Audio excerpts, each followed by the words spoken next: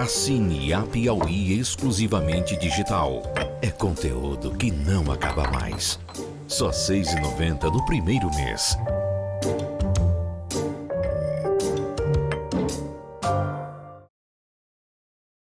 Daqui a pouco você vai acompanhar uma aventura que não seria imaginada pelos maiores roteiristas de ficção. Cinedoc, Festival Nacional de Documentários em Curta-Metragem. Diferente, autêntico, ousado. 50 filmes. O Brasil que você quer ver na tela mais perto de você. Cinedoc, um festival online, gratuito e acessível. E encontros, painéis, debates. E o voto é popular. Assista e escolha o melhor filme. As pessoas têm medo da gente porque elas têm medo da liberdade.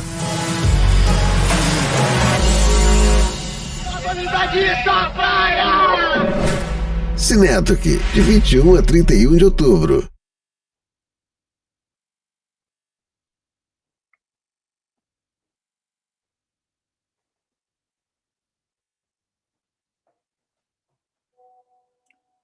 Olá, pessoal, boa noite. Aqui é o Lucas Vasconcelos, diretor da Cinedoc, Festival Nacional de Documentários em Curta-Metragem.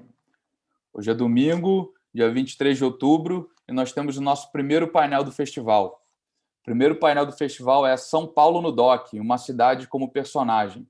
Nós vamos ter como mediadora a nossa jurada Renê Castelo Branco e também contaremos com os diretores Mara Moraga, de Loura, Yasmin Gomes, Não Te Amo Mais, Guimel Salgado e Antônio Matos, de Pan Delivery, Quantas Vidas Vale o Frete Grátis, e Alessio Urtu, de Mamba Negra, O Som e a Fúria, de São Paulo. Vale lembrar que todos os filmes estão disponíveis na plataforma ICEI.tv durante todos os dias do festival. Assistam os filmes e não deixem de votar ao final da exibição. Agora eu vou passar a palavra para a Renê e vocês podem mandar as perguntas pelo chat da ICEI.tv. No final, eu vou encaminhar as perguntas para a Renê e o pessoal pode responder para vocês. Bom painel, aproveitem. Até logo. Renê. Bom, boa noite, pessoal. Em primeiro lugar, eu queria dizer que eu estou super feliz de ter a oportunidade de conversar com o pessoal que fez esses 4 filmes que eu realmente gostei muito. E eu queria dizer também que eu também sou da cidade de São Paulo, embora esteja há muito tempo fora, então eu conheço bastante. E mesmo assim eu aprendi muito com os filmes deles. E a impressão que eu tive vendo os filmes é que eles também aprenderam muita coisa da cidade e da vida com o trabalho que eles fizeram. Aí eu queria começar por um filme que eu achei que, digamos, a gente poderia dizer que é o mais genérico, que é o Não Te Amo Mais, que, do meu ponto de vista, eu achei que é uma ode de amor à cidade, com todas as críticas que contém a São Paulo. E aí eu queria perguntar para a Yasmin o que ela acha que ela aprendeu da cidade que a levou a fazer esse filme que caracteriza tão bem São Paulo. Você pode cortar um pouquinho para mim? Repetir. Oi? Você pode repetir para mim o finalzinho? Posso. Eu acho que o seu filme caracteriza tão bem São Paulo. Ele é uma síntese tão boa. E eu fiquei interessada em saber como que você chegou a essa síntese, com as suas experiências e o que você aprendeu no processo de fazer o filme. Tá. Me vem tanta coisa na cabeça com essa pergunta. Boa noite, gente. Acho que estou bem feliz que eu Não Te Amo Mais foi selecionado para esse festival, que já na primeira edição está tão legal e tão bonito. E o que me levou a fazer esse filme foi acho que uma sensação de angústia que eu estava sentindo, porque São Paulo, ao mesmo tempo que são sentimentos duplos, assim, de amor e de ódio, algumas vezes. Eu acho que eu tentei colocar isso no filme. Quando você fala que é uma ode de amor, também. Acho que, senão, eu não estaria lá há tanto tempo. Eu falo lá porque eu estou aqui no Ceará. E aí, quando eu comecei a fazer esse filme, eu comecei a conversar com amigos que são imigrantes também, e aí eu percebi o tanto que a gente tinha em comum, tanto que essa angústia ela não era só minha, ela era compartilhada. E aí eu fui escutando, comecei a escutar os relatos deles e perguntei se eu podia gravar, e foi aí que eu fui costurando para fazer um filme. Eu acho que é um filme que, além de falar sobre São Paulo, fala sobre pertencimento, sabe? A gente se sentir que pertence ou não ao lugar, independente desse lugar ser São Paulo ou não. E foi muito interessante aprender a partir do ponto de vista do outro. E eu tentei... eu fiz um recorte com pessoas que são nordestinas, né? E eu peguei desde pessoas que estão há pouco tempo em São Paulo, que sentiram as mesmas coisas que eu senti quando eu cheguei em São Paulo, que é isso dos olhos brilharem. de um encantamento que é consumido pela rotina, e pessoas que estão há 20 anos em São Paulo, agora vai fazer 10 que eu estou lá, e ver, eu aprendi, acho que eu aprendi a partir dessas diferentes perspectivas, sabe? A partir do olhar do outro e do meu. Acho que quando eu comecei a sair com a câmera para filmar o documentário, eu comecei a prestar atenção nos pequenos detalhes, sabe? Que antes que eu deixava passar, tipo a gente subindo no ônibus, de ônibus cheios, e as sacolas, e são coisas que fazem muito parte da rotina, mas que com o documentário eu tentei colocar meu olhar para mostrar isso, para mostrar uma São Paulo que não é a São Paulo que a gente está acostumada a ver numa perspectiva turística, sabe? Eu queria colocar a cidade na perspectiva de uma pessoa que está lá para fazer o corre, que pega o ônibus, e mostrar esse lado que ao mesmo tempo que é tão grande, que abre tantas portas, também às vezes é uma solidão muito grande, é um pouco contraditório, né? Bom, olha só, eu vou perguntar um pouco para cada um e depois a gente vai aprofundando a conversa, tá? A partir do seu filme, eu reparei que todos os filmes, talvez não o Pan Delivery, eles tratam muito da questão da liberdade, né, que a cidade proporciona, ao lado dos desafios e dos preconceitos que todo lugar, que eu saiba, no mundo ocidental, no mundo provavelmente tem, mas a cidade oferece muita perspectiva, né? E ao mesmo tempo, também ela é marcada por muito estresse, por muito desejo de consumo, muita pressa, muito dinheiro, que tudo vale dinheiro, tudo ser com dinheiro. E todos os filmes acabam por falar nisso, nessa questão também do dinheiro. E também da falta digamos, de maior dificuldade de você se relacionar e tal. Mas pensando nas diferenças que São Paulo proporciona, pensei muito no filme do Alessio, porque não que não haja esse tipo de cena alternativa em outros lugares, mas eu acho que São Paulo talvez seja mais rico e mais característico de São Paulo, pensando no Brasil, aquele tipo de cena que o Mamba Negra nos mostra. Então eu queria perguntar para o Alessio, a gente sabe que o Mamba Negra talvez seja o mais famoso dessas festas, mas tem outras, né, no mesmo estilo. Queria perguntar para o Alessio como é que ele chegou ao Mamba Negra e por que ele selecionou exatamente o Mamba Negra para fazer esse filme. Boa noite a todos, obrigado ao Festival Cinedoc por ter me escolhido para esse painel. Então, como eu cheguei no Mamba Negra, é uma série de circunstâncias. Eu moro em São Paulo há mais de uma década, não sou daqui, eu sou italiano, mas eu estou aqui faz bastante tempo. Eu estava planejando fazer uma série de documentários sobre ocupação artísticas dos espaços da cidade. Eu, junto com o meu parceiro diretor desse filme, também italiano, que porém mora lá fora, ficamos pesquisando bastante vários movimentos artísticos em todas as esferas, né? Por exemplo, outros documentários que a gente fez estão agora em fase de edição, são sobre picho, sobre lambe, que são também aspectos muito característicos da cidade de São Paulo, em relação a outra cidade que talvez não tenha essas cenas tão presentes. O Mamba Negra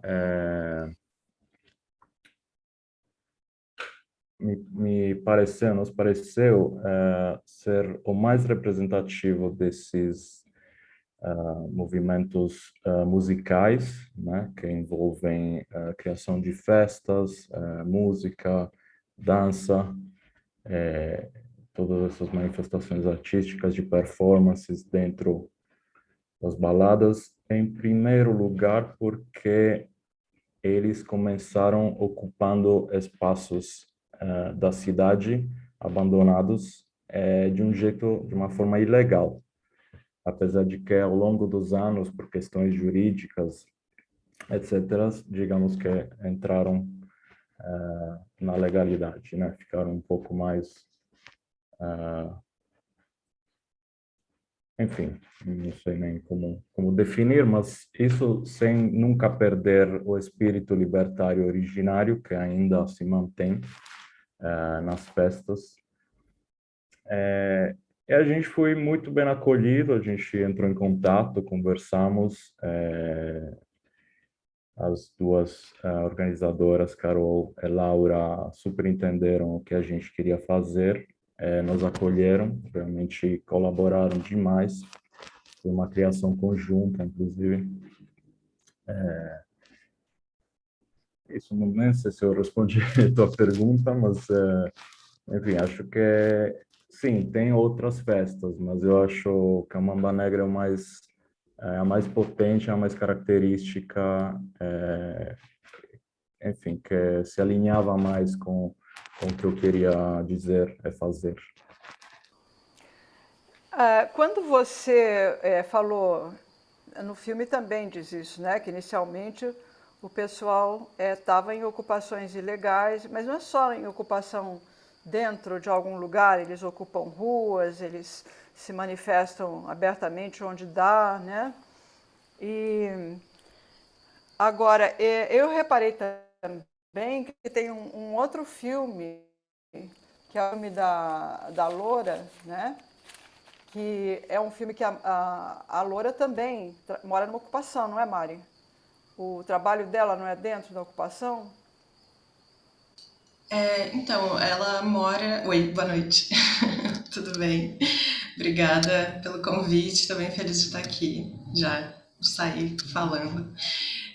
A Loura, na época, ela estava morando numa casa ocupada, né, pela família dela e por mais outras famílias. Agora, nesse momento, ela não está mais morando lá e o espaço que ela tinha era ali, ela conseguiu ir para outro lugar, abriu o bazar e agora, no momento, também ela está se restabelecendo, assim, por causa da pandemia, ela precisou fechar o local. Ela fechou o local, mas quando ela mudou, agora ela continua com o trabalho. Mas, na verdade, o que importa não é nem se ela fechou ou não fechou, importa o que você fez. Agora eu já estou curiosa com a vida dela depois. E quando, na verdade, sim, ela é muito interessante. Ela é muito... Aliás, todos têm personagens muito bons, né? Mas, então, a minha curiosidade ali foi o seguinte. Na situação dela, ela escancara, né? Um negócio também que eu acho muito interessante de São Paulo, que ao mesmo tempo que é um lugar muito hostil, né? Ele é um lugar que produz essas coisas, essas situações de generosidade, saídas de não sei onde, né? De uma pessoa que nem era de lá também, mas ela chegou lá e encontrou uma oportunidade de trabalhar com reciclagem, de trabalhar para ajudar pessoas que não têm nada, né? Então, eu acho que é um lugar assim, que nem no Mamba Negra você vê o pessoal também cria um coletivo que está querendo desbravar uma nova maneira de viver, rebentando com as estruturas, etc. Ela, de uma certa forma, ela também está uma mulher que está na maior moda do mundo, ela se preocupa com o ambiente e com o social, né? Enfim... Eu achei que você captou um personagem assim absurdo. Como é que você achou essa mulher? Bom, eu sou gaúcha, as minhas raízes estão no Rio Grande do Sul e na América Central, em El Salvador. Então eu tenho essa questão muito de território, eu pesquiso muito sobre isso nos meus projetos, assim, então eu fico bem feliz de estar participando, inclusive, desse debate para falar um pouco sobre a cidade, sobre a geografia, sobre os afetos, né, sobre tudo isso que as cidades nos trazem. E a Loura, ela foi um grande presente de São Paulo, assim, porque eu morava a uma quadra dela e a gente se conheceu através de um aplicativo chamado Cataqui, que conecta pessoas que estão precisando de algum tipo de serviço com catadores. E já nesse primeiro encontro, assim, foi muito especial, porque ela é uma pessoa incrível, eu fiquei muito encantada, assim, né, desde esse primeiro momento, assim. E aí eu tava já com muita vontade de falar sobre o meu bairro, sobre o entorno, sobre o que estava acontecendo ali, e a Loura, ela conseguiu trazer algo que eu não conseguia ver, né. Ela me mostrou além, assim, né, dessa perspectiva. Eu entendi que o filme não era sobre a minha relação com o bairro, que ia ser muito mais interessante se eu falasse sobre a relação dela com o bairro, né? Porque ela ocupa a rua, ela, né, tá de certa forma nesse contrafluxo, né? Ela não tá, ela ocupa o lugar do carro, enfim, ela tem essa outra postura assim na cidade. E aí, na medida que a gente foi fazer o filme, porque foi uma gravação super rápida, assim, ela compartilhou, assim, se doou de uma forma linda a sua história de vida.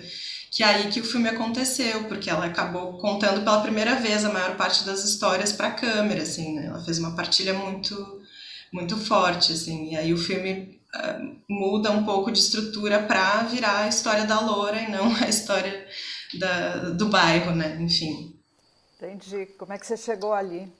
Olha, agora eu queria ouvir um pouquinho do Pan Delivery.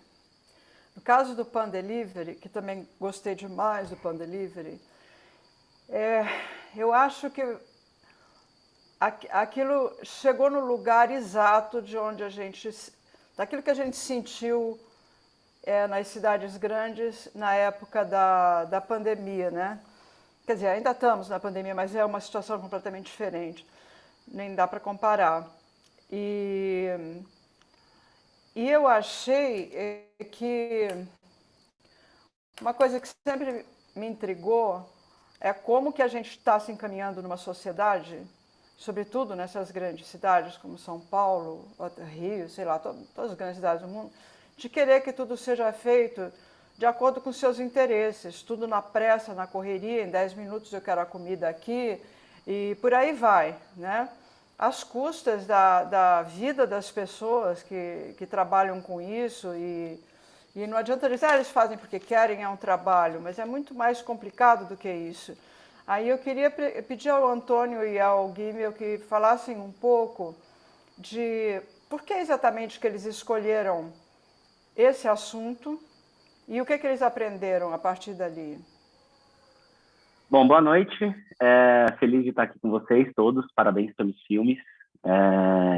E o Antônio ainda não teve a oportunidade de se apresentar. Antônio, está por aí? Está no mute. Ou ele caiu de novo. Mas, enfim, eu vou continuar falando aqui e aí, quando ele voltar, ele me complementa. Renê, a escolha do Pan Delivery foi exatamente porque foi isso que você falou, né? Como a gente quer tudo em 10 minutos, né? Então, assim, eu e o Antônio, a gente trabalha juntos, né? A gente faz filmes de publicidade e nessa loucura de fazer os filmes, a gente sempre pediu muita comida para varando noite e aquela coisa, comer é uma coisa que a gente precisa para ontem, porque a gente está com fome, não sei o quê. E aí a gente falou, putz, vamos fazer uma ficção de como seria a última entrega de um entregador, o que ele passa, né? O que passa na cabeça dele voltando para casa depois de ter passado o dia inteiro entregando comidas que ele não sabe nem o nome, vamos falar assim, né? Tipo, para pessoas que ele entrega comida onde ele nunca vai ter oportunidade de morar. Então, a gente quis entender e começou a pensar como é que seria a volta desse cara para casa, né? Então, o Antônio chegou para mim e falou assim, pô, Gui, por que a gente, em vez de não fazer uma ficção, né, a gente não faz um documentário? E foi bem no começo da pandemia, e a gente estava entregando um trabalho, e aí o estopim foi, tipo, a primeira morte que teve no Brasil, que foi em março do 2020, né? E aí teve o lockdown, e aí a gente caiu a nossa ficha de que aquele serviço ia ser extremamente utilizado, né? Porque foi um mês de lockdown que a gente teve, né? 1 mês e meio de lockdown em São Paulo. E aí a gente foi atrás, e a gente foi querer descobrir, e aí a gente saiu para conversar, e a cidade estava completamente vazia. Foi uma coisa muito maluca. Eu moro em Perdizes, o Antônio mora no centro, a roteirista morava na Santa Cecília, e aí a gente ficou com medo de não conseguir, porque a gente não sabia como ia ser o lockdown, né? Então a gente falou, pô, será que eles vão fechar o acesso aos bairros? Então a gente precisa correr, a gente precisa fazer. E aí a gente foi em pizzarias, que a gente sabe que enchia, né? E a gente falava assim, cara, como é que é? É para ter o distanciamento social, mas nesse momento você passa na frente de uma pizzaria e tá lá 40, 50 motoboys, né? Entregadores. Ou você vai ali no Extra Mini, que tem na Augusta, e tá lá também 40, 50 entregadores. E o que eles estão levando? Aí a gente começou a fazer essa pergunta, que tipo de coisa? É remédio? Né? Não é remédio? É coisa fútil? Então aí a gente quis tentar entender como é que funciona a cabeça de quem pede e de quem entrega.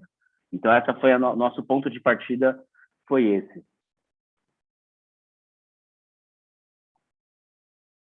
Me diz uma coisa, o que você aprendeu a partir daí? Que você já tinha uma boa consciência social, senão nem teria escolhido esse tema.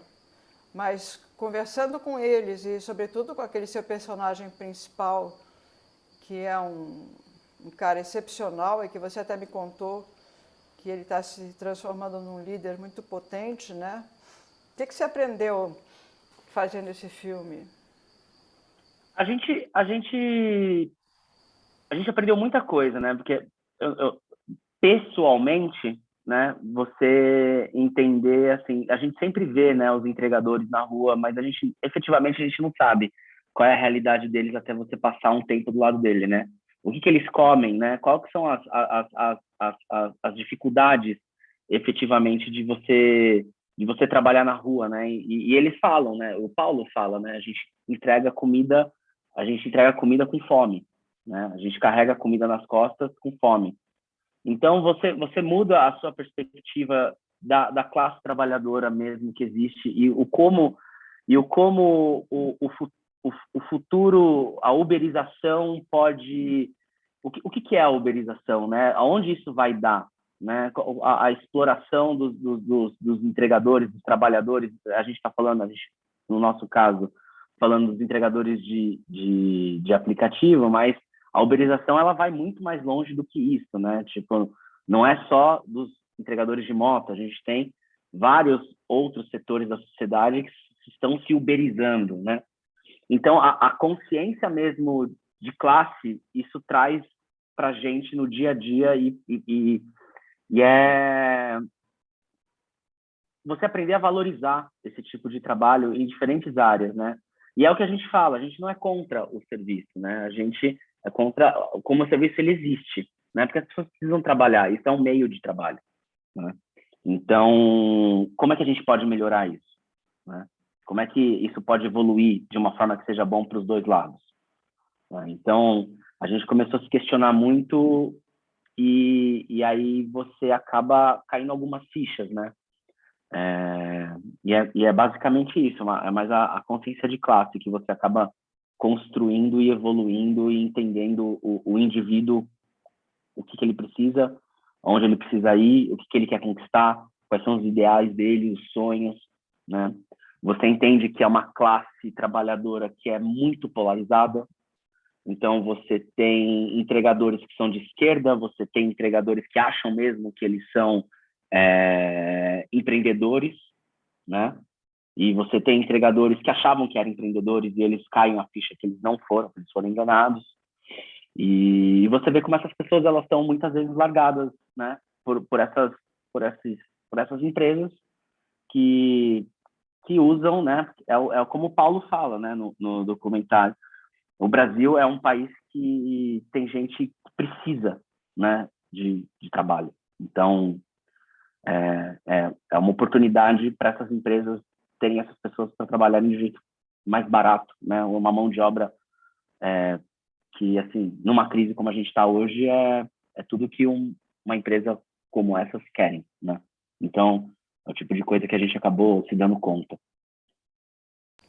Agora, eu queria perguntar para o Alessio, que eu acho que ele acabou por trabalhar com um mundo que é exatamente o oposto, né, do mundo, que, pelo menos eu entendi assim, desse mundo da pressa, da obrigação, não é que não tenha importância o dinheiro para o pessoal da Mamba, mas eles estão num outro lugar. E eu queria perguntar para o Alessio que o modo de vida deles, a maneira deles, digamos, até de serem atores políticos, né, é através dessa expressão de liberdade, expressão dos corpos e tudo aquilo que eles descrevem tão bem no documentário.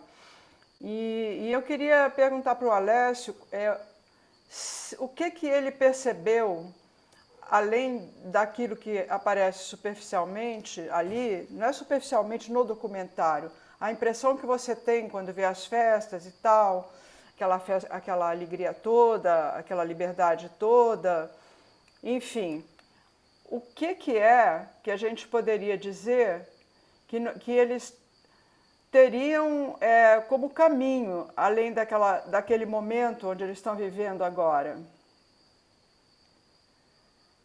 Eu acho que ele caiu. Não, tô aqui. Tá aí, então tá. Sim, só tô tentando elaborar Que tipo de sobre a ansiedade sua eles têm, pergunta. né? Eu acho que eles têm as ansiedades de todo mundo, né? Conseguir se expressar, conseguir viver bem, conseguir ser aceitos, conseguir se manifestar politicamente, conseguir se expressar artisticamente. Assim, eu convivi suficientemente tempo com eles para conhecê-lo, claro, não a fundo, mas, enfim. O que eu acho que é o mais evidente no movimento que elas criaram é conseguir, através das festas, através da música, através das performances, através de todas essas manifestações artísticas, se autossustentar, né? Conseguir dar sustento a esse movimento por si só, e não depender, por exemplo, de sponsor, como elas falam também durante o filme, né? Tipo, não tem sponsor, porque uma vez que você coloca um sponsor ali, você já precisa mostrar, enfim, um lucro, já descaracteriza completamente tudo, né? É claro, as festas cresceram muito, então provavelmente tem também uma renda dessas festas. Enfim, eu não entrei em discussões financeiras, econômicas, porque não era o meu interesse, mas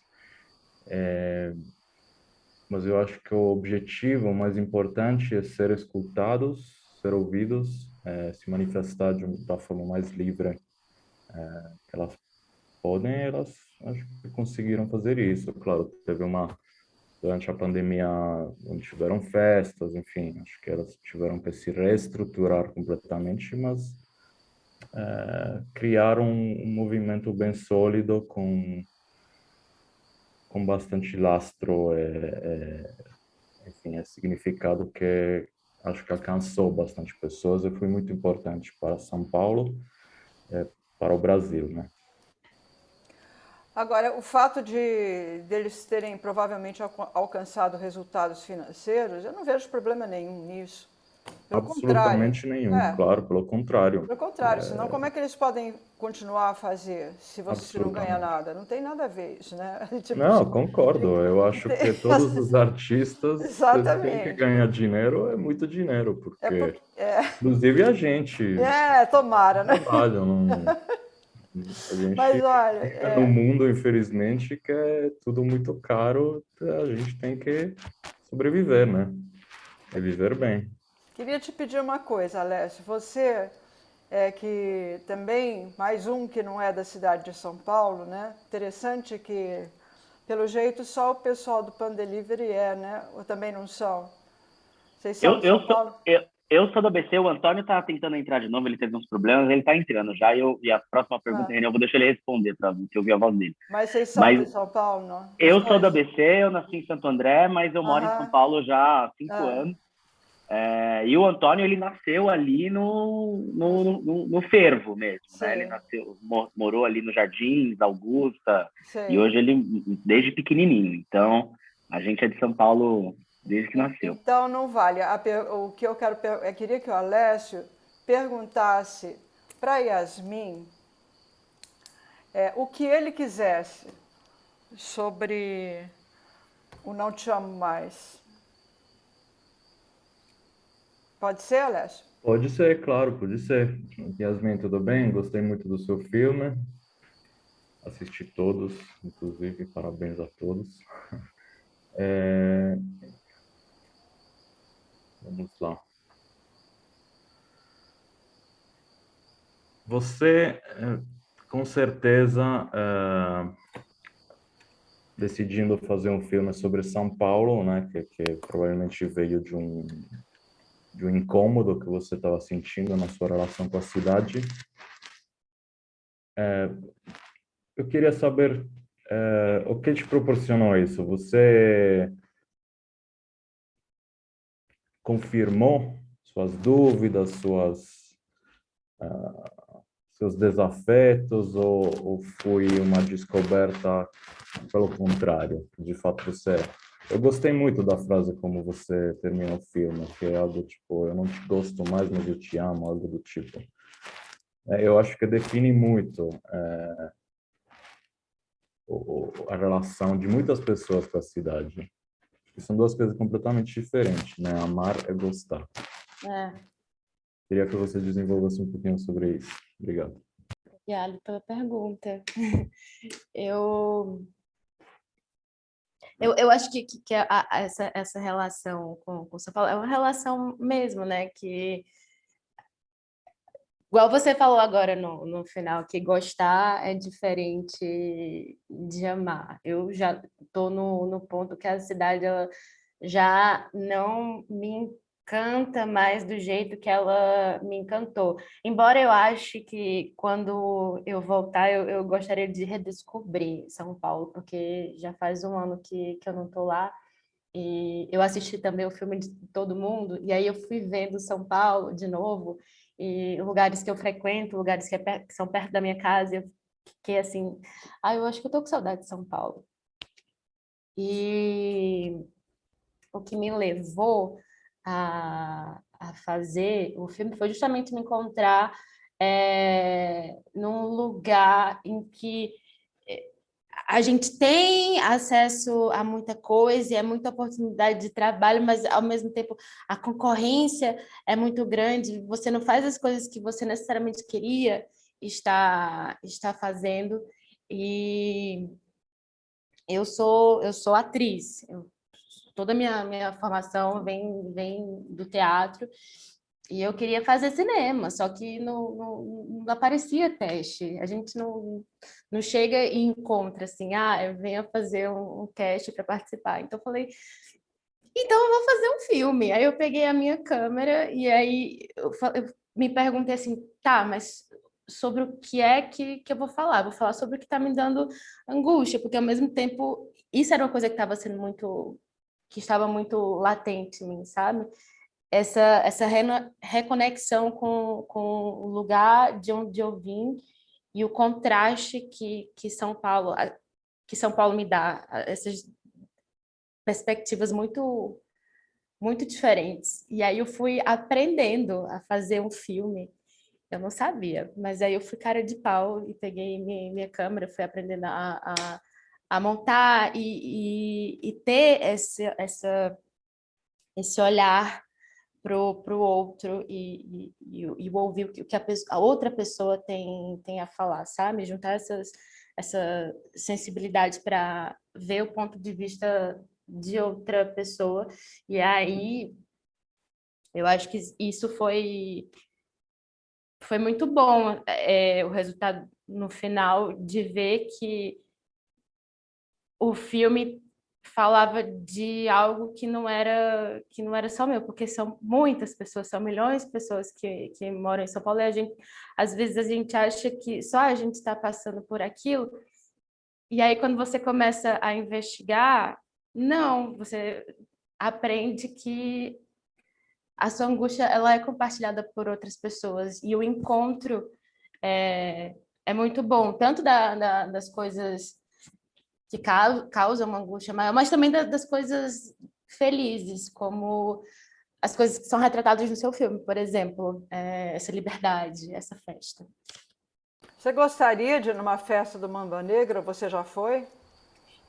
Eu não fui, e até me surpreendi, porque assim que abriu, no primeiro quadro, já tinha uma menina que eu tô terminando uma licenciatura na Unesp, e aí uma das meninas, ela já estudou comigo, não, acho que é Carolina, o nome dela, Legal. do cabelo curtinho. Eu falei, oxe, eu conheço essa menina. Da hora. E aí como tu falou, Renê, tem muitas festas em São Paulo, né? E tem muitas que têm essa mesma atmosfera. Eu nunca estive na Mamba Negra, e até assisti com meu namorado hoje o filme, eu falei, gente, mas eu não fui nessa festa, e eu sempre estava... Eu não sei se ali é na Casa das Caldeiras, mas me pareceu... Então, apareceu uma festa que é um galpão acho que na Moca, a primeira festa. Então esse eu não fui não, mas são lugares que se parecem um pouco, que tem uma energia que se parece, sabe? Com pessoas também que são parecidas, mas na Mamba em específico eu nunca estive. Deixa eu te pedir um favor também agora, igual que eu pedi para o Alessio. Eu queria que você fizesse uma pergunta para a Mari, porque a Mari, como você trabalhou com muitos personagens. A Mari trabalhou com uma só, que também não é de São Paulo, e chegou em São Paulo e conquistou, né? São Paulo e a própria vida, a independência e tal. Então, te pediria para você fazer uma pergunta para a Mari. Pode ser? Pode. Eu gosto muito, Mari, quando eu comecei a assistir o seu filme, ver como o jeito que você colocou a câmera, como se fosse a perspectiva dela. Até na velocidade, no caminhar, que parece que é o olhar de quem está puxando o carrinho, sabe? E aí eu queria te perguntar sobre isso, sabe? Sobre o quanto que você se colocou no lugar dela e como que foi esse ver meio que com os olhos dela, mas fazer a câmera fazer isso, sabe? Eu queria que você falasse um pouquinho disso. Massa. Obrigada pela pergunta, é interessante, porque acho que nós duas realizamos o filme, assim, né, de ir lá e fazer o filme. Eu sou montadora, então eu fiz o Loura é meu segundo curta, assim, mais desenvolvido não, porque o filme tá feito, mas o segundo filme que eu acho que eu consegui realizar, assim, do início ao fim. E acho que para mim foi acho que um grande desafio, primeiro, operar a câmera, porque é uma coisa que eu não estou habituada a fazer, apesar de eu ter formação em audiovisual, já fiz, assim, já tive aulas de câmera e tal, era uma coisa que eu não fazia há bastante tempo. Então, operar um gimbal foi bem difícil, assim, a gente filmou tudo em uma meia diária, porque era para ser um filminho de 3 minutos, era para ser bem pequenininho, assim, e o filme acabou ganhando outra dimensão. Então, foi desafiador a gente poder se colocar na perspectiva, né, de quem tá puxando o carrinho, mas também foi muito desafiador fazer essa captação da Loura nesse espaço. Porque, para mim, talvez, pegando até um gancho de coisas que a René falou, foi pela primeira vez quando eu estava ocupando esse espaço que o carrinho ocupa normalmente, na calçada, né? E eu estava quase todo o tempo fazendo takes de costas, caminhando de costas. Aí a gente subiu, teve uma subida, assim, que eu caminhei de costas E é isso, a Loura não tinha nem carregado o carrinho e eu já tava morrendo, assim. E aí ela foi lá, encheu o carrinho e depois quando ela encheu o carrinho eu tava com um gimbal, imagina, uma câmera DSLR pequena, com um gimbal, e ela carregando o carrinho. Aí, aquele momento, assim, foi, acho que talvez o mais forte de tudo, de realmente ocupar esse espaço, assim, como cineasta, sabe? De estar diante dessa mulher que ela exalava potência, assim, todo o tempo. E aí eu me senti, eu não me senti pequena, mas eu me senti forte para fazer aquilo, assim, me senti capaz de realizar aquilo. Foi um momento muito bonito, assim, para mim, essa transformação até como de acreditar, assim, um pouco mais em mim, que eu sou capaz de realizar e de ir lá, como tu fez também, pegar a câmera e fazer aquilo que eu tenho vontade, assim. Mas a ideia, assim, inicial era poder simular através do gimbal essa coisa do caminhar, né, dessa delicadeza até do andar pela cidade, dos tempos, né? É por aí, não sei se eu respondi a pergunta. Mari, agora pergunta para quem você quiser alguma coisa, por favor, que te dê vontade de saber dos nossos amigos. Massa. Deixa eu pensar aqui rapidinho. É chato, né, ser colocado nessa situação, né?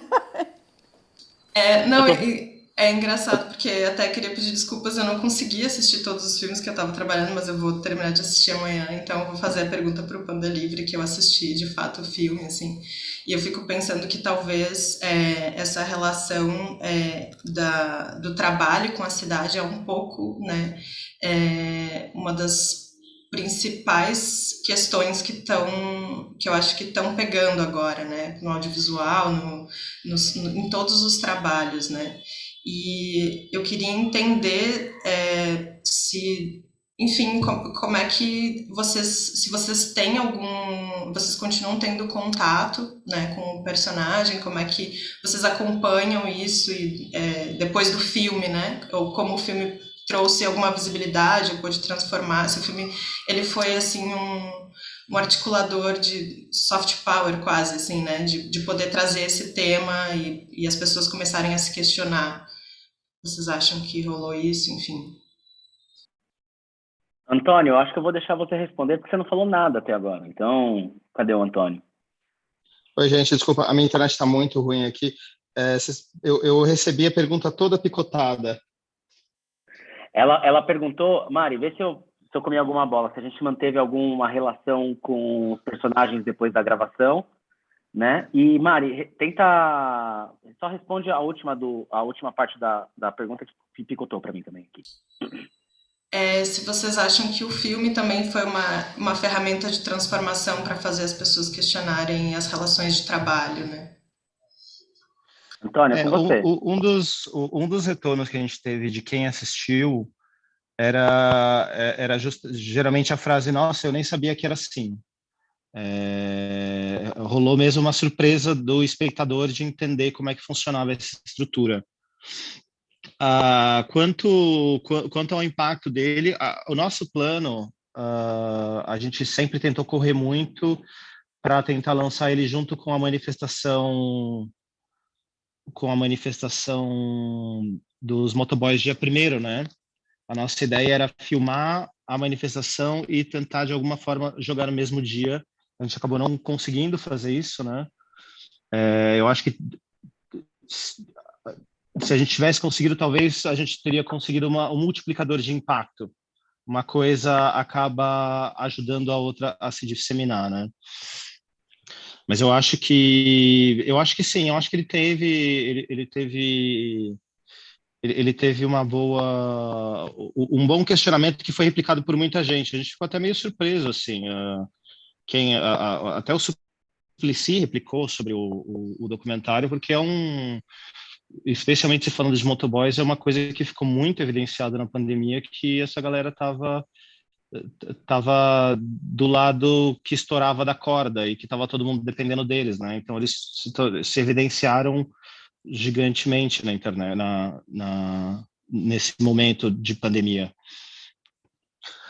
Sobre os nossos principais, a gente tem o Paulo, né? Que acho que a gente acompanha e que o Paulo realmente é uma pessoa que é muito extraordinária, e que tá até a gente deu muita sorte de ter ele no documentário, né? A gente pegou ele no momento em que ele estava começando a se tornar um mega articulador online.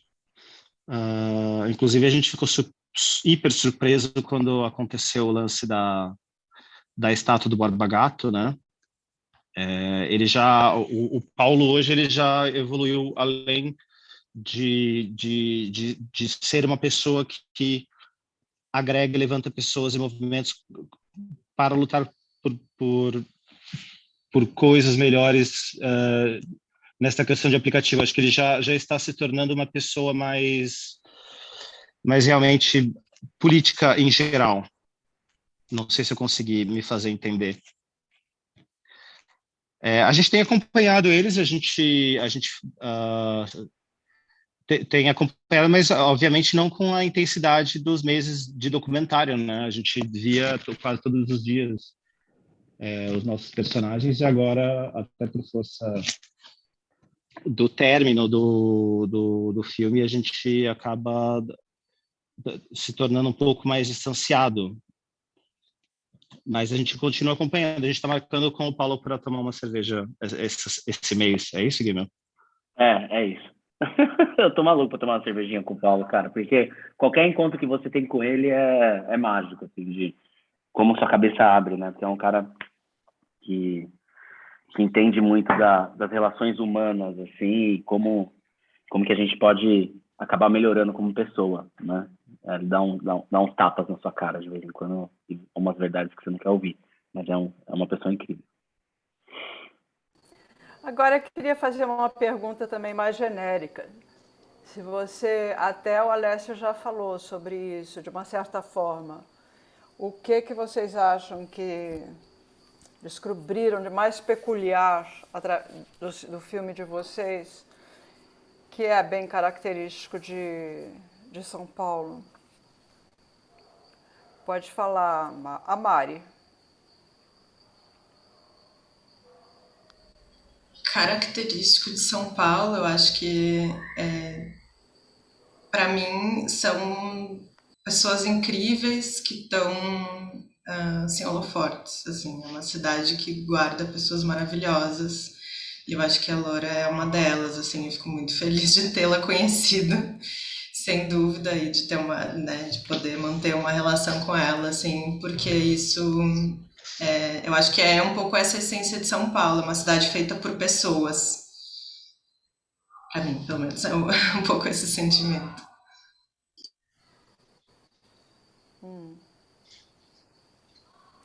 Então, Yasmin, o que você teria a dizer?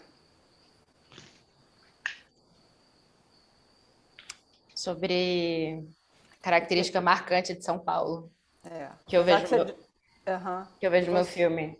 Que você descobriu também através do seu filme, além do que você já tinha um arrazoado, né, um pensamento sobre São Paulo.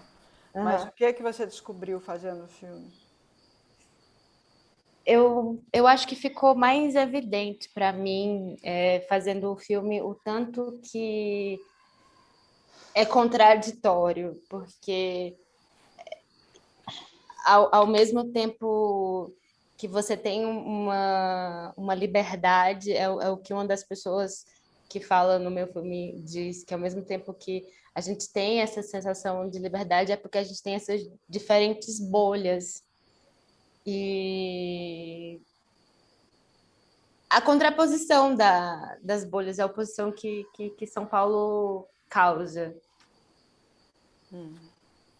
Agora, Alessio, você falou que você, na verdade, estava interessado em várias manifestações artísticas, né? E aí, não sei se você já tinha feito outros filmes, ou se você sobre isso, ou se você começou pelo Mamba Negra. Então, a minha pergunta é, se você já fez outros sobre manifestações artísticas, se foi sempre, ou se foi, esse foi o primeiro, e se foi o primeiro, o que você tem em mente fazer agora? Então, na real, foi filmado meio que tudo ao mesmo tempo. O filme do Mamba, o filme do Picho, o filme do Lambi Lambi. Como parte de um projeto maior. Só que, como a gente tinha pouco tempo, o que ficou mais completo e mais denso é o que a gente conseguiu ter mais penetração dentro do universo foi realmente o Mamba, por isso foi o primeiro que a gente começou a editar e lançou, né? Inclusive, acho que o mais potente porque abrange um universo que não é muita gente que conhece, né? Diferente, por exemplo, do Picho, que está na cara das pessoas, nos prédios. Que contém também vários mundos dentro, né? Manifestações artísticas diversas, performance, DJ, canto, dança, música, em geral. Então, eu acho que ficou bem impactante. Porque meus projetos atuais, fora editar os filmes que eu já captei, né, que é sempre uma luta, porque sempre é cinema independente, né, então isso depende ou de você mesmo editar, e aí é tempo, ou de alguém que é top participar, enfim. Fora isso, curiosamente, eu estou planejando um filme de fato sobre São Paulo, cujo título poderia ser o título desse painel, então achei muito massa participar, que vocês me chamaram, acho que foi bem sincrônico, inclusive. Porque eu também sou fotógrafo, né, de fotografia chill, então eu sempre interagi com a cidade de São Paulo também no nível fotográfico, faz parte da minha pesquisa mais ampla também como, enfim, artista, cineasta. Desde que eu me mudei para cá, então eu acho que é um work in progress, né, um jeito de conhecer a cidade através do filtro, né, que é, enfim, sua câmera, o filme que você faz. É isso, eu acho que é uma grande pesquisa, né? Deixa eu encontrar a palavra certa. Enfim, não sei. Minha pesquisa, São Paulo faz parte da minha pesquisa artística, desde que eu me mudei para cá. Então é isso. Você mudou porque você escolheu? Você foi jogado aqui? O que aconteceu? Então, eu me mudei para São Paulo com minha companheira. Ela é brasileira, então foi por isso que eu vim para cá. Eu morava em Londres antes. E aí vim para cá. Isso daí que aconteceu com você é uma característica, né? As brasileiras casam com pessoas que, em geral, gostam do Brasil e carregam essas pessoas para cá. Muito engraçado isso. E aí você morou em Londres também. Londres também tem muito esse tipo de cena, né? Tem. Eu frequentava muito, inclusive, em Londres, esse tipo de festas, rave. Mas São Paulo é muito diferente assim, de Londres, como estilo de vida, como as pessoas. Eu prefiro, sinceramente. O que você acha que é tão diferente nesse universo aí? Não, nesse universo eu acho que é parecido. Esses universos das festas underground, eletrônica, acho que se conversam muito. Em Berlim, Londres, sei lá, Detroit, eu acho que é um universo comum, né? Independente da cidade. Tanto é que muitos dos DJs também do Mamba viajam para ir em festivais de eletrônica internacionais, mesma coisa, sei lá, DJs russos que vêm para cá. Eu acho que é um movimento muito forte no mundo inteiro mesmo, desde os anos 80, 90. Uhum. Agora, Mari, sobre a nossa loura, por exemplo, eu fiquei muito curiosa com exatamente essa história da força dela. Como é que uma mulher que chegou na situação que ela chegou, sofreu tanto abuso, foi tão maltratada, né, na verdade, ela consegue sair daquela situação e passa por uma situação onde ela vai, na verdade, ajudar os outros, né? E você que acabou conversando muito com ela,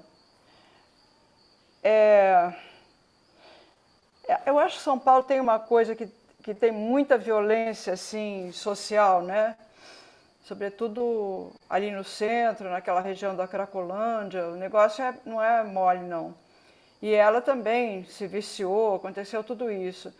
Agora, aí na trajetória com ela, o que você percebeu? De onde é que ela tirava essa energia toda para superar tudo isso? A Laura, ela tem uma força interna, assim, muito grande. Ela tem, assim, um fogo muito grande. Essa coisa de transformação é muito dela, sabe? Eu percebo isso, essa inquietação muito forte, assim, né? E ao mesmo tempo que ela é esse fogo, essa transformação, ela tem um olhar muito delicado, assim, ela é muito cuidadosa com quem está ao redor. E ela fala muito sobre os filhos, né, como esse ponto de apoio, assim, né, como talvez um chamado, esse chamado para sair dessa situação que ela estava inicialmente, né, da questão, né, do uso de crack, enfim, que é uma coisa bem complicada, né, de se sair, de cortar essa relação, foi muito pela primeira filha que ela teve. E ela, enfim, a filha dela nasceu com uma deficiência, né, em função desse uso, porque ela estava em uso durante a gravidez. Então, assim, essa responsabilidade, sabe? Ela teve esse chamado para a responsabilidade de que ela precisava mudar isso, mudar essa realidade, cuidar da filha e a partir daí mudar a vida dela, assim. Então, acho que foi aí o ponto de partida para esse novo momento de vida, e ela é uma pessoa de comunidade, assim, né? Todo o tempo pensando em quem está ao lado dela, fazendo o possível para ajudar quem ela pode, assim, né? A gente ficou fazendo diversas, eu vejo ela fazendo diversos movimentos e atividades, mesmo agora que ela não está mantendo efetivamente o bazar por uma questão de espaço, né? Ela continua articulando várias coisas para a comunidade. Inclusive, ela veio de uma sessão presencial que teve do filme Ilhabela, que ela participou. Ela voltou de lá querendo fazer um festival de cinema, assim, querendo trazer cinema. Então, enfim, ela tá com essa energia, assim, de realmente é uma pessoa que veio para transformar, assim, tudo ao redor. Agora, aqui é uma questão mais genérica, por exemplo, tanto no filme da Yasmin quanto do Alessio, parece muito a questão LGBTQ+, etc. e tal. Nem sei falar todas as letras que tem hoje em dia nessa sigla, né? Mas Itaí também, São Paulo, aparece como lugar que as pessoas procuram uma boa, não digo acolhimento, que talvez seja demais, mas algum tipo de liberdade para poder viver em paz e se expressar e tal. E queria perguntar para a Yasmin, já que ela acabou falando com tanta gente, o que ela, na verdade, sente de São Paulo, a cidade de São Paulo, com relação a essas questões específicas de diversidade de gênero, se ela acabou se deparando nas filmagens com alguma coisa intrigante, diferente, com relação à cidade e essa questão? O que eu sinto em relação a São Paulo é que a gente tem essa sensação de liberdade muito grande, a sensação de que outras pessoas não ligam, digamos assim, para sua opção sexual, por exemplo. E o tanto que, por causa disso, essas pessoas elas têm uma liberdade maior para manifestar isso. E, para mim, isso é muito gritante, por exemplo, estando aqui numa cidade pequena não, pequena entre aspas, mas uma cidade mais conservadora, em que eu vejo que existe um temor, assim, em colocar, em dizer o que você é e expressar essas liberdades individuais. Eu acho que em São Paulo, por haver mais pessoas que se veem um no outro, eu acho que existe uma empatia maior por terem pessoas que... por existir um público maior mesmo e que, claro, tem medo também, porque são muitos os contextos também. Mas eu acho que existe não é um julgamento menor, mas eu acho que as bolhas, elas permitem com que você... elas permitem que você manifeste mais as coisas que você sente e pensa. E cria meio que uma realidade paralela, digamos assim, que eu vejo que aqui, por exemplo, onde eu estou, não tem. Provavelmente isso acontece em cidades grandes de uma forma geral, né? É mais fácil você levar uma vida que não seja padrão num lugar grande. Agora, Alessio, eu queria te perguntar uma coisa, aí já do seu trabalho, como que você captou aquelas cenas internas que são tão bonitas, mas ao mesmo tempo isso, apesar de que parece que você está dizendo que era um espaço grande, na hora que a gente está assistindo a impressão é que não é tão grande e que muita coisa acontece ao mesmo tempo. Como é que você trabalhou ali? Primeiramente, eu entrei com uma equipe super pequena. Sempre todo mundo que foi filmado sabia exatamente o que a gente estava fazendo. A gente tinha um aval das organizadoras da festa, de todos os artistas envolvidos. Então, a gente sempre entrou com muito respeito, tentando quase desaparecer, né, atrás das câmeras, tentando captar tudo de um jeito quase de documentário observacional, sabe? Sem interferir muito, nem questões tipo luz, objetos de cena e tudo. Tipo, a gente simplesmente chegava, observava como que era aquele ambiente, a gente sabia mais ou menos o que ia acontecer, né? Onde ia acontecer a performance, ou enfim, o que a gente queria captar naquele momento, tentando interferir o menos possível, né?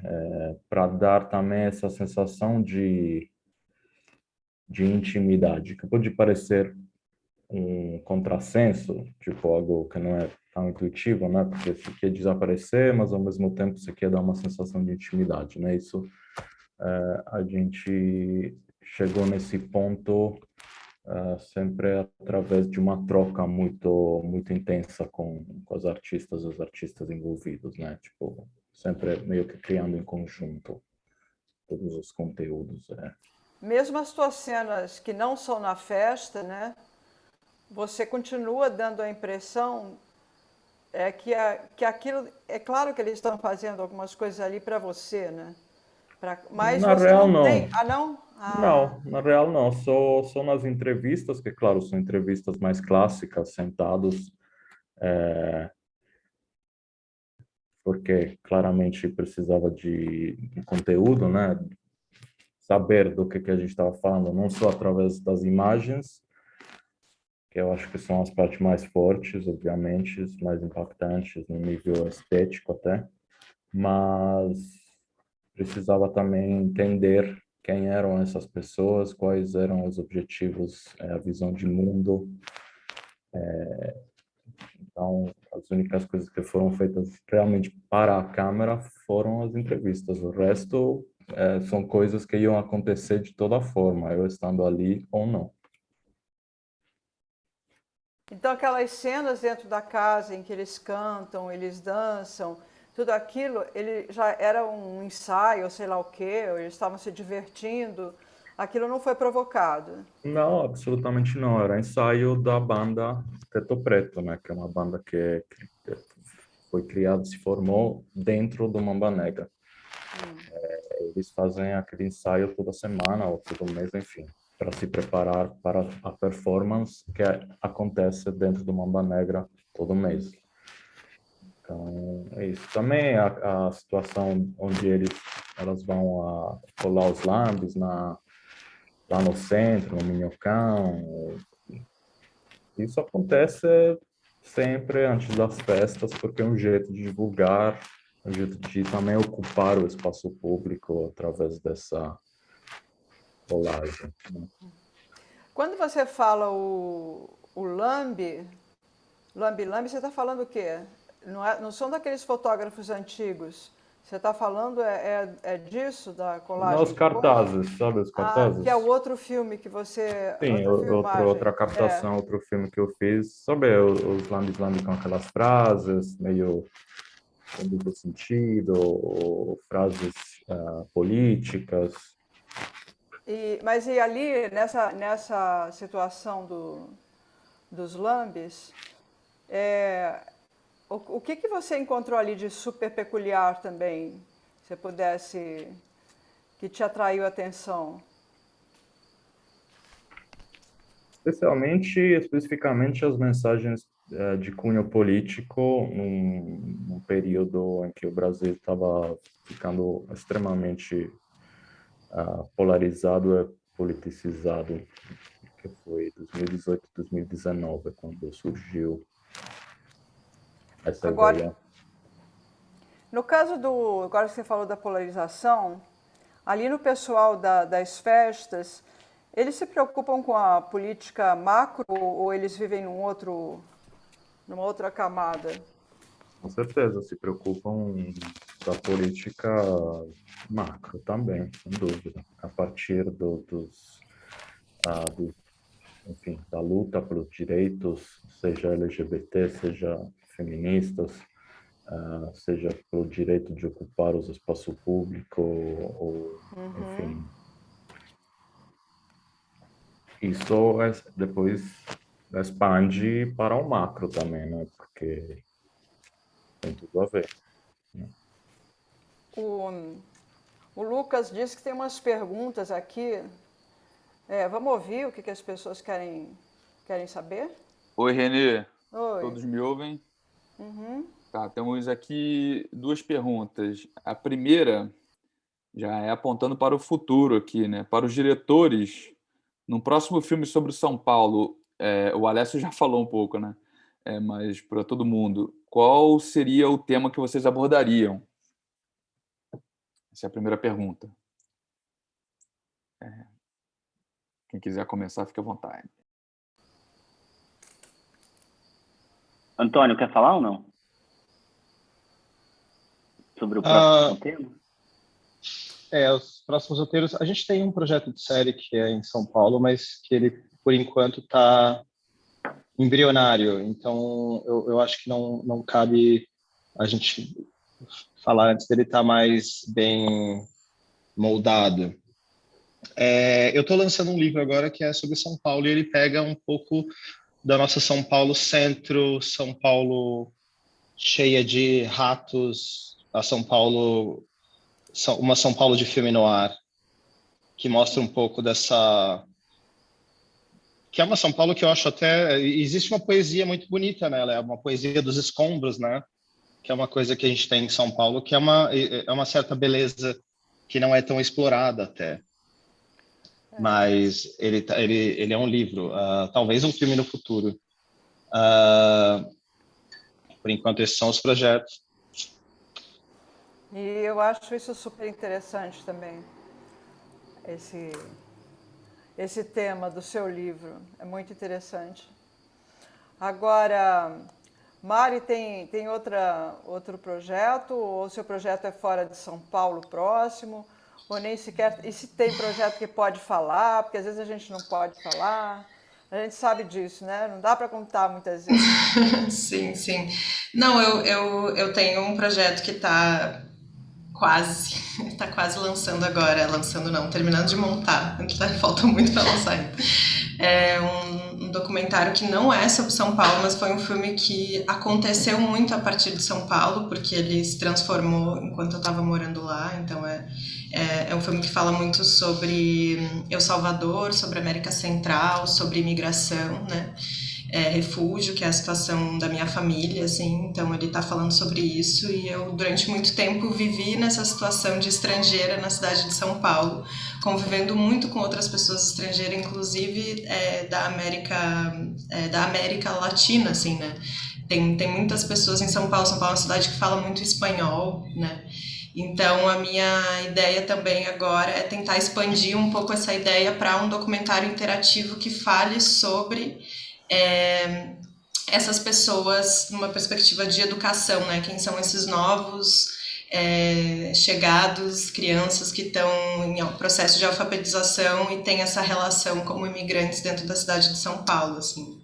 Então, agora eu estou com um projeto ainda começando, que é a partir desse outro filme que eu estou terminando agora. Agora, esse seu português aí, jamais alguém poderia dizer que você não é daqui, né? Mas eu sou daqui, assim, eu sou filha de imigrante. Ah, tá. E deu tudo certo, pelo jeito, com eles, né? Sim. Bom, agora, Yasmin, você tem projeto em São Paulo, ou tem projeto no Ceará, ou não tem projeto? Como é que tá?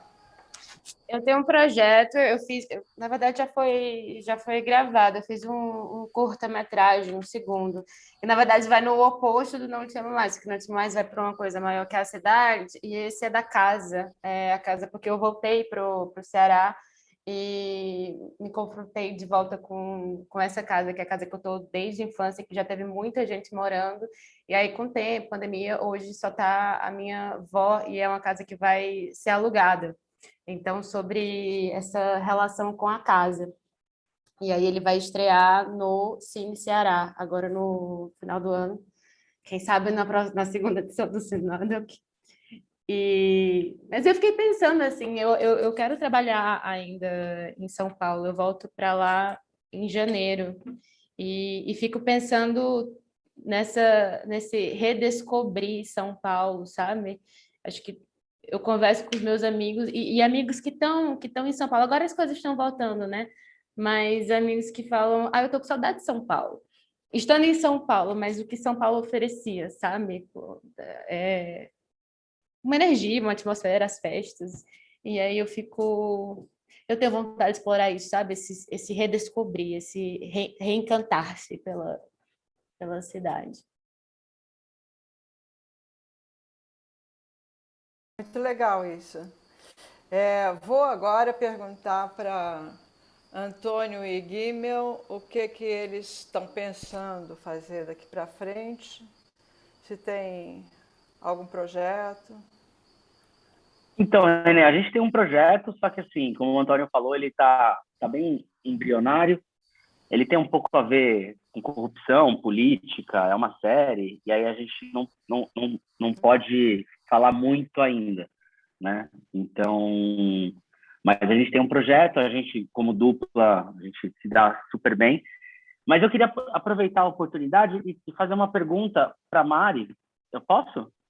Lógico.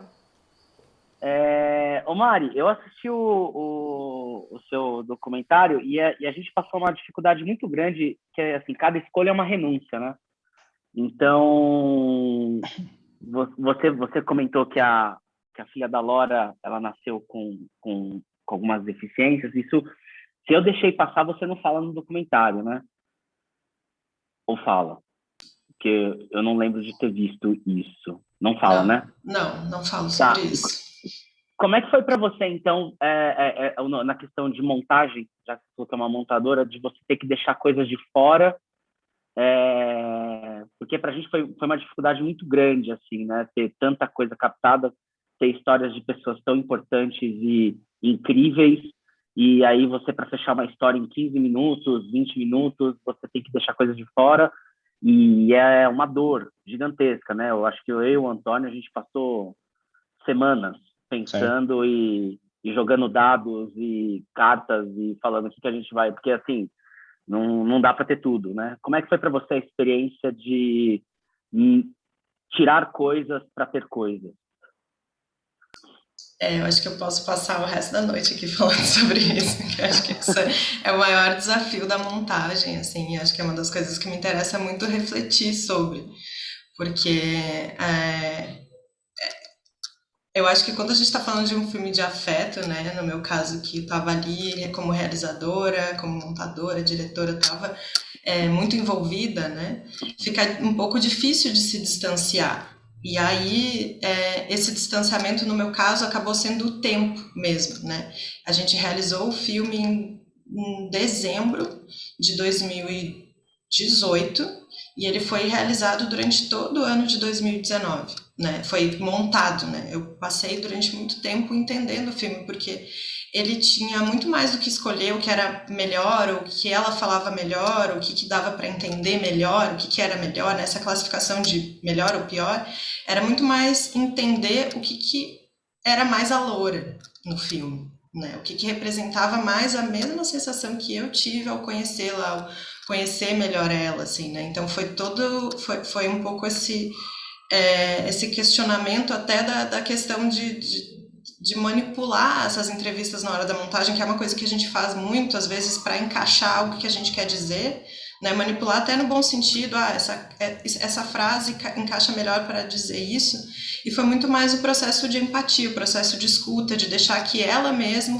elaborasse, então foi de menos, assim, foi menos cortar e menos, enfim, estruturar, e foi mais permitir que o filme se apresentasse a partir dessa grande entrevista que ela dá, e que ela tivesse tempo de falar, que eu cortasse o mínimo possível. Isso foi bem difícil, assim, para mim como montadora, assim. Mas eu acho que de modo geral, assim, o que eu acho que é legal compartilhar nesse processo, que é sempre, talvez, resetar um pouco, sabe, essa nossa visão do que é fazer o documentário, porque cada filme, cada personagem tem algo novo para trazer para a montagem, então a gente tem que estar ali muito sensível a esse algo transformador que as pessoas compartilham, e às vezes isso é muito sutil, né? Então, se a gente está com muita pressa, talvez a gente perca esse detalhe, porque às vezes é um silêncio, né? Às vezes enfim, talvez não seja a fala mais bem encaixadinha, mas isso é o que mais impacta depois para transformar, assim, para quem assiste, né? Então, eu acho que legal. Precisa de tempo, não adianta. Legal. Desculpa, Renê, não fica brava comigo, pelo amor de Deus.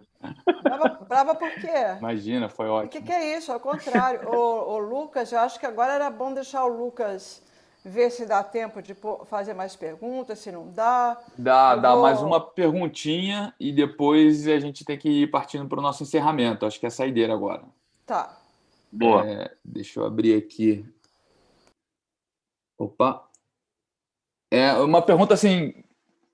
os temas dos filmes poderiam estar em outras cidades grandes? Algo específico que só existe em São Paulo? Só é boa porque São Paulo é a cidade grande, né? É essa a pergunta. Cara, do nosso lado, eu já falar aqui, Antônio, se quiser me complementar, mas eu acho que o que aconteceu em São Paulo aconteceu no Brasil todo do nosso lado. A realidade dos entregadores foi multiplicado assim pelo Brasil na pandemia, né? Então Inclusive, existiram outros filmes sobre entregadores em diferentes outras cidades, né? E é muito legal você poder assistir como, assim, por mais que a gente está falando de São Paulo, a realidade, ela permanece a mesma em outras cidades do Brasil, porque, né, Antônio, o aplicativo não é de São Paulo, né? Sim. Eu acho que São Paulo foi uma cidade muito poderosa para esse documentário, mas os protestos, por exemplo, de motoboys aconteceram em diversas cidades. Essas pequenas associações que eles estavam criando via WhatsApp mesmo, era uma coisa que se espalhava pelo Brasil inteiro. Mas eu acredito que, por ser em São Paulo, a gente tem um número de motoboys gigantesco, a gente tem um número de trabalhadores de aplicativo que é gigantesco, e que trabalham 24 horas por dia, né? Se você pedir um hambúrguer às 3 da manhã em São Paulo, ele vai chegar na sua casa às 3h15 da manhã, que é uma coisa que não acontece em todos os estados, em todas as cidades, né? Então, eu acho que aqui a gente teve um pouco... Aqui o molho era mais grosso, digamos. A gente tinha isso muito mais exacerbado do que se a gente tivesse gravado em uma cidade menor ou até em outros estados. Acho que foi mais icônico, talvez, ou por a gente estar aqui meio que no olho do furacão. Não, eu acho que são 150 mil entregadores em São Paulo. É muita gente. Assim, é uma coisa maluca. Bom, o filme da Yasmin só poderia ter sido mesmo feito em São Paulo, não tem outra possibilidade, né? Então, o mesmo eu acho que acontece com o filme da Mari, que a personagem é a Loura e a Loura está em São Paulo. Mas você quer dizer alguma coisa, Mari? Eu acho que também, assim, não só Loura, mas eu acho que temas debatidos dentro do filme, eles estão muito nas capitais, né? Eu acho que a questão de pessoas em situação de rua, a questão desse serviço que as pessoas que fazem reciclagem, né, que trabalham recolhendo a reciclagem, prestam, né, para as capitais, é super importante, e isso acaba acontecendo em cidades maiores mesmo aqui do Brasil, além de São Paulo. Eu acho que o Não Te Chamo Mais, ele também tem um pouco disso que eu tô falando de São Paulo, mas eu acho que tem uma coisa que é maior, que é esse lugar do pertencimento, da imigração. Eu acho que é muito sobre cidades grandes também, sabe? Eu acho que o sentimento, às vezes, ele se repete. Um amigo meu, ele assistiu o filme quando ele foi fazer um intercâmbio tá fazendo mestrado em Lisboa. E ele falou para mim, a sensação que eu tenho é a mesma aqui, sabe? Então, eu acho que tem em São Paulo, eu estou falando de São Paulo, mas tem também esse lugar do pertencer. Eu acho que o meu filme também foi filmado em São Paulo porque eu estava aqui, esse movimento está aqui, mas poderia ter sido filmado em outra cidade, claro, que São Paulo tem suas características, as pessoas têm suas características, o momento específico que eu filmei foi muito específico, foi em fevereiro de 2019, então, logo após as eleições de 2018. Então, o momento político era, enfim, bem forte, específico do Brasil, né, naquele momento.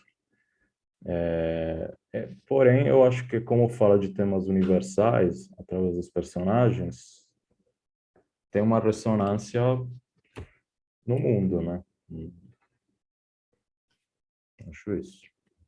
Então, Lucas, vai lá.